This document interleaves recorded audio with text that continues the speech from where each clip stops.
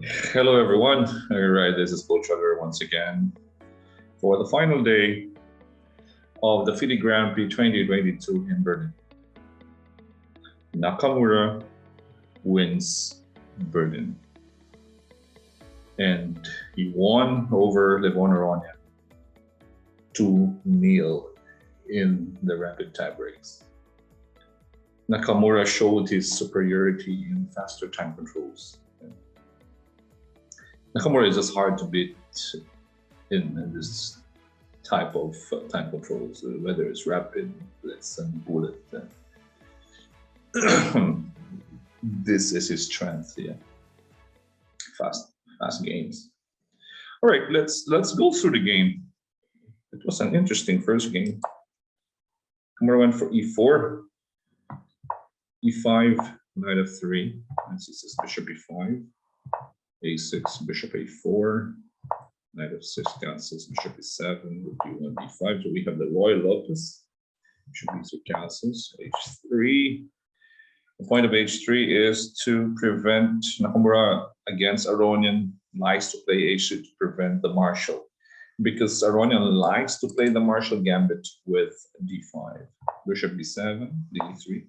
But still here, right, in their classical game, Aronian went for d6, a3, queen d7, right? He went for knight to d8, knight e6, but this time, okay, his main weapon, the resemblance of the marshal gambit, yeah, gambiting a pawn on e5, chasing d5, a4, knight d4, knight b d2, chasing d3, chasing b3, knight into b4, knight to e5, queen e5.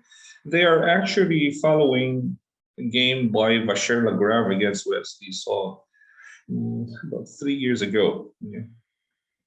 In that game, f3 was also played by Lagrave. Wesley went for bishop d6, same as this game. But here, okay, after bishop d6, Lagrave here went for knight g4. Okay. Wesley played bishop d3, rook e4, queen into d6, rook to d4, queen to e7. And here, white had this beautiful sacrifice with knight h6. Takes with g4, king h8, takes in g3. Wesley went for queen e5, queen e1, takes in b5 first, a5. If black takes on b5, the rook takes a8. Let's say rook takes on a8, the d4 threatening queen e5. Yeah, the king is so dead. The knight's protecting a1. Okay, Wesley went for a5, but here Lagrave played queen e7, attacking the bishop on b7. After bishop d5, d4, Wesley resigned because he cannot stop queen f6. If you play f6, there's also queen g7. Okay, it was played in the Speed Chess Championship back 2019. Yeah. Okay, back to the game. Nakamura is well prepared. Yeah, actually, in the whole tournament, it was Aronian who had better preparation, but going into the rapid phase of the game, it's a different Nakamura. Yes, this is his home. Yeah, faster time controls. Nakamura is so comfortable. Bishop d6, d4, rook a e8, a takes b5, a takes b5, bishop into d2, knight c6, bishop f4, nice move, king h8, bishop h2, takes. Now we have the liquidation, the process of elimination, takes, sorry, queen g5, queen c5, takes. Now we have a stronger knight than the bishop. Yeah. The bishop is a bit passive in this game, especially with the pawn on f3. Plus the control of the rook on the a file and the 7th rank. Okay, after bishop b5, rook into a7, knight d3, threatening knight b4, and rook c7. g6, rook to c7, knight b4, double attack on. Okay, Knight and rook attacking on c6. Yep. King g7, knight takes. Okay, Nakamura is 1 point up. But here comes the exciting part here. We'll see how they play the endgame. They, as they say, 90%, 95% of rook endgames are drawn. But is it going to happen here? Rook d8, g4. Not so much with g4. Okay, the better way here was to play b4 to fix the weakness in b5.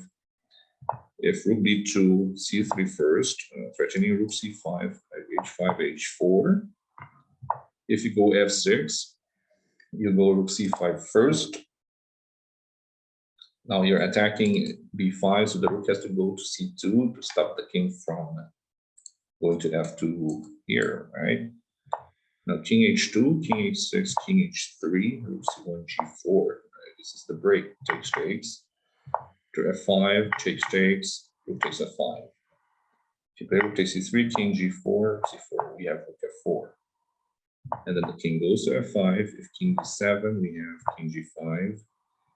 Rook into b3. The rook has to keep an eye on this pawn, or else white goes for rook f5 and takes the pawn. We go into the Lucena position. Yeah, the Lucena after h5. Okay, for example, just to give you an illustration, let's say a move like king h7, for example. Yeah. Now rook f7 check, king to g8, rook f5. Yeah, we are going to take this pawn, and that is winning for white. Okay, so rook b3, h5, rook g3, rook g4. If rook b3 again, there's h6, king e7, rook f4, rook g3, king f6. Of course, king takes is made on h4. So you have to go rook g6 check, king to f7. After takes, you have rook f5. If you take with the king, we have rook f6. Yes. All right. This king against this king, a passive king against an active king against a passive king. Right, white of course wins the race, yeah, to the b pawn. So here it's forced to play rook takes h6, and then now rook f5 hitting the b pawn. If the rook protects, for example, same rook h5, yes, rook h6 takes, and then just king e6. You go to that pawn. Okay, and if after takes h6, rook f5, you play, sorry, let's just say king h8 and takes b5, and it's going to be a win. The win is trivial. So Nakamura could have gone for this one, but I think he thought that it was just the same. Yeah, he played g4 first because he was planning to. Okay, he played g4 first. Gets rid of the pawn. He was planning, I guess, to move the king here to the rook, right? Rook d2, h4, takes, b4, same plan, b4, c3, takes on h4, but the expense of the pawn, yeah. King g2, rook f4, king g3, rook f5, f4, h4 check, king takes h4, rook takes f4, king g5,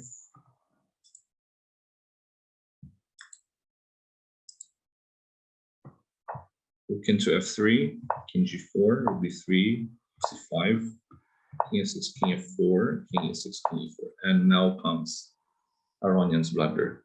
He went for rook to d8, which was a mistake.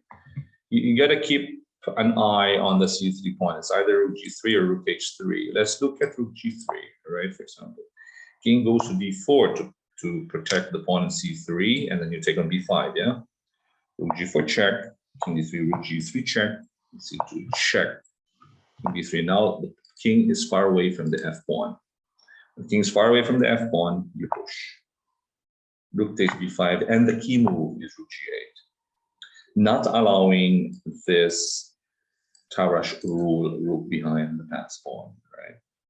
And if you play king c4, f4, king goes to the pawn, f3. King e3, use this pawn as a distraction, rook c8. So white cannot make use of his connected pawns, right? If you take an F3, rook takes C3, king for king B6. There's no Lucina here because the king is near the B pawn and is in front of the pawn. And black holds the draw. And by the way, this pawn endgame with the connected pawns against connected pawns. Okay, here connected pawns against the single pawn in F5 reminds me of a game by Bobby Fischer against Paul Benko. Okay, it was this game. Okay. Quite similar, but Fischer has disconnected pawns against Paul Benko's G pawn. Here, Fischer went for king b4, allowing black to actually draw. In the Aronian game, there was also a chance to draw, right? If Aronian played rook g3. Let's see what happens here. Push, king f6, g4, g3. Again, fast pawn here. Faster pawn, yeah, or the fast pawn. Rook b6, king f7, nice move. If the rook takes, you cannot stop the pawn, right?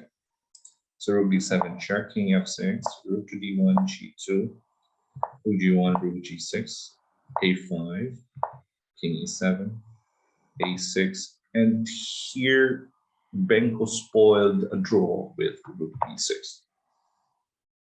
All right. Again, it's just a similar situation to Nakamura and Aronian. That's why endgames are pretty hard. Yeah, okay, you understand the pressure, but Carlsen is a different. Carlsen is in a different dimension. Yeah, he has his own world in the endgames. Carlsen is just too good in endgames. Okay, in the Hikaru Nakamura game also, if you look at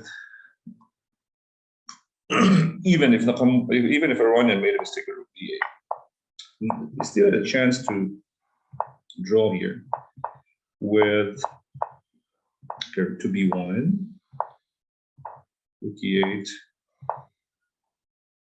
This was a mistake by Nakamura. He could have just played rook f8, simple, yes. King g5 and then king c5. King has to be closer to pawn. Big difference is king g4, c4, 5, 3, c6, c5, takes. And then you go b6, f2, b7, f1, you promote with a check, right? But then again, you play rook to b8, king f5, f3, and then a blunder with king e3, allowing rook to b3. Yeah. King d3, king g4, king c2, but the final blunder. Again, he has to stay, yes, black has to stay on a3, attacking the pawn and c3, because if the king goes to b2, king is far away. Yeah. They can go anywhere, it's rook k5. c4 is different to f2. Rook fa, king to g3. King to b3, rook a1. Yeah. c5, promote, takes. This is a dynamic draw. King c4, king f3, king f4, king d5, to b1, b6, for example, king f4, king here, king e5, b7, king e4. Just in time. Promote, takes. There was a chance to draw, and okay, but then again, Aronian went for f2 here. Rook f8 after takes, and rook c5. It's going to be easy because king d3. The king is being cut off. Yes, the king is cut off. Pawn just promote all the way. So there was a chance to draw here, same as Fischer-Benko. In the Fischer-Benko game, back to Fischer-Benko. Instead of rook b6 here, black can capture an a6 if rook takes g2, rook b6. No progress. Big difference. Look at the difference. If you look at the difference from here, the position, yeah. king d3. If you go, let's say rook to d5, for example, king e4. Because the rook is situated on the fifth. Yeah. If rook c5 back, drive away the king, king h2, for example, or whatsoever, rook c2. King is far away. On all the way. While Benko Fischer with a check, for example, if you play king here, king is also very, very close to the pawn. If you cut it off with rook c2, that's rook b8. You go b4, rook a8. King b5, just keep checking. Yeah. King a4, king b3, rook a7, whatever. It's a draw. b5, and now rook c7. If you check, oops, king is inside. Once the king goes to b5, it's a draw. Right? But in the Benko game, right, he did not capture the pawn after a6. He thought it was the same, but takes b3, king c5, k3, a7. Forgot about the skewer on the pawn and a7 right here. e6, rook. Okay, now the rook becomes an umbrella. Oops. We have the bridge over troubled water. And now the pawn can push and wins. Rook h2, promote, yes. Yeah, that was it. And it was critical in the game with Levon and Nakamura, because in tiebreaks, the one who gets the first win gets the big edge, right? And especially in faster time control. That is not Levon's strength, yeah. Okay, let's go into the second game. Both games, Nakamura used the Tower of Power, yeah, using his rooks to win both games. Okay, e4, e5, knight f3, knight c6, bishop into c4, bishop c5. We have the Italian once again. Knight into f6, rook to e1, d6, c3, a6. Again, the space for the bishop to a7. e4, bishop a7. Castles, bishop e3, h6, bishop b3, rook e8. The point of h6 to stop knight g5, yeah. No threat on f7. Knight b2, bishop e7. I like I like Nakamura's psychological approach here. Levon went for queen d1. He also went for queen e7. a3, okay, queen f8, queen d3. Yes. You move your queen to b1 and d3. I also move my queen. Okay, so playing games with your opponent. A game within a game. Game within a game. It's a b5, rook ac1 at a5, bishop a2, b3, c6, d5. Nakamura only needs a draw in the second game to win Berlin. Yeah, so the pressure is with Aronian.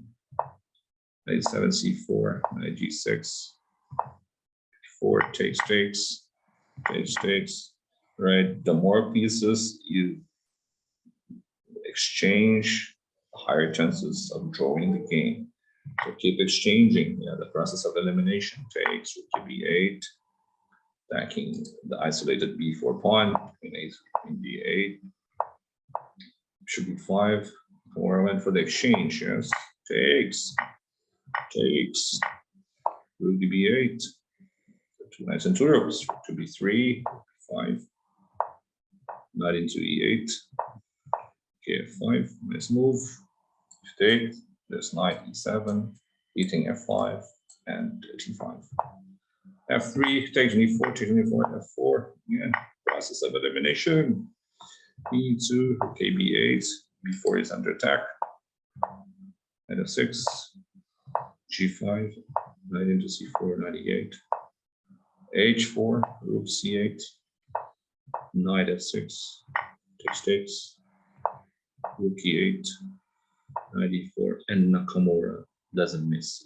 You give him opportunity. And this is a tactical endgame. It's just brilliant. Starts with g4. Now white has to be precise here to draw. But then again, black only needs to draw.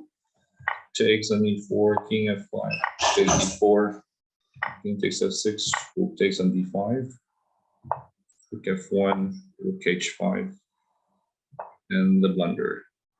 With 2 minutes, it's time, rook f4, but it's not easy to check this out. Yeah, king e7, b7 check, king d8, and the beautiful rook h8.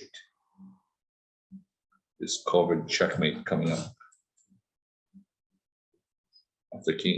After rook e3, it's king d7, right? If let's say you play king c8, rook g7, king h7 is a mate. So both endgames, both wins by Nakamura was they were both decided with rooks on the board. The Tower of Power. And with that, Nakamura wins Berlin. Okay, he is a worthy champion, of course. He showed the superiority in the tie breaks. While Levon was better in the classical part of the game, but he missed his chance in the first game, I guess, in the classical. But Nakamura was also very tricky, though, and that was one of the best fighting draws I have ever seen. That classical game in the first game, yeah. But in the rapids, it was just all Nakamura. Levon didn't have a chance at all. And here Nakamura gets 13 points. He has now, okay, just one step further to qualify for the candidates. Yeah, 2 stats for the candidates.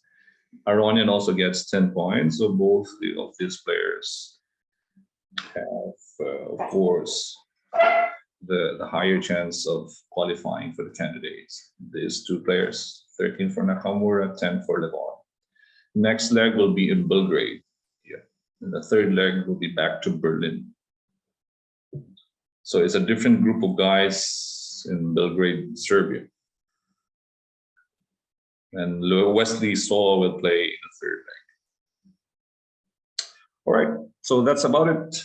Nakamura wins Berlin. All right, thank you guys for watching. Thank you for your support. And we will continue our coverage on the FIDE Grand Prix in the next leg in about, maybe it's next month, I guess. I'm not too sure about the date yet. And in 2 days' time will be the Meltwater Champions Tour. So we'll see you around, guys. This is Coach Oliver. Stay safe, everyone.